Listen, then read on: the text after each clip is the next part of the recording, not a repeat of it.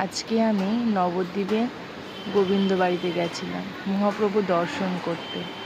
সেখানে গেছি, আমার খুব ভালো লেগেছে। আজকে আরও একাদশী ছিল, ওখানে কীর্তন হচ্ছিল, কত মানুষ ছিল ওখানে। মহাপ্রভু দর্শন হলো, রাধা গোবিন্দ দেখলাম, কত গোপাল, ছোট ছোট গোপালও ছিল ওখানে। তোমরা যদি নবদ্বীপে ঘুরতে আসো, অবশ্যই অবশ্যই গোবিন্দ বাড়িতে আসবে রাধা মাধবের দর্শন করতে। টাটা।